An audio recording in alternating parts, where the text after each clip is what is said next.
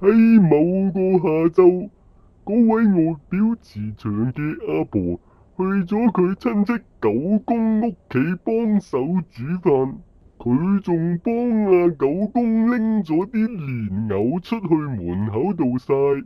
點知曬曬下，有個路過嘅男人見到啲蓮藕就私自攞走咗，仲即場透咗個爐嚟煮蓮藕。好快就俾阿婆發現咗，於是阿婆佢又打電話報警啦。喂，係唔係交？阿婆，乜又係你啊？今次又點啊？我見到有個男人啜黏頭啊！男人就梗係中意啜黏頭噶啦。但係佢啜咗我狗公個黏頭喎！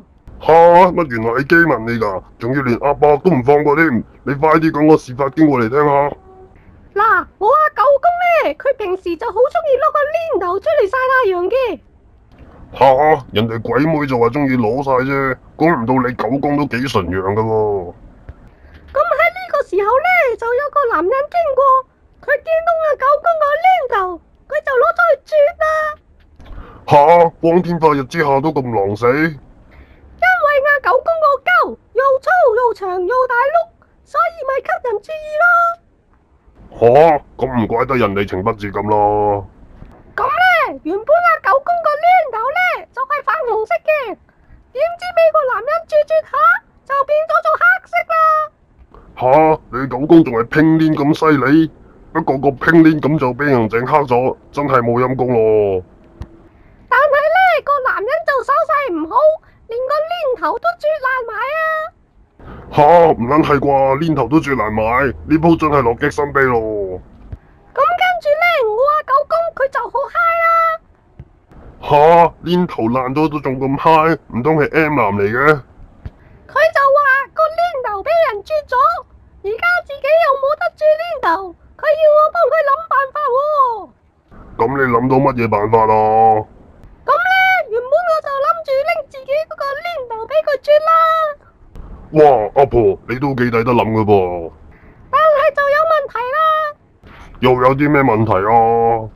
因為呢，我就有3個黏頭。吓，阿婆你有3個黏頭？哇，原來阿婆你都幾骨骼精奇噶噃。但係就唔啜得啊。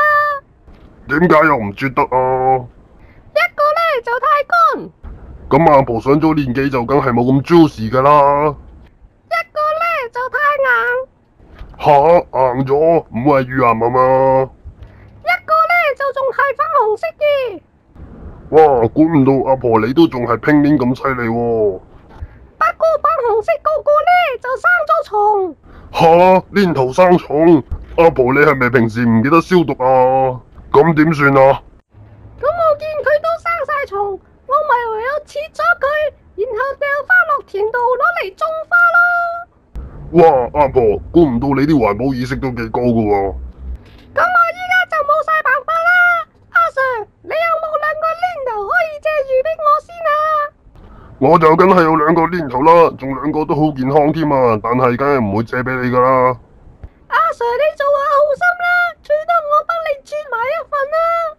哇，唔好搞我啦，我唔想黏頭生蟲啊。阿 Sir，我幫你啜完，你會爽死噶。你都黐撚線嘅。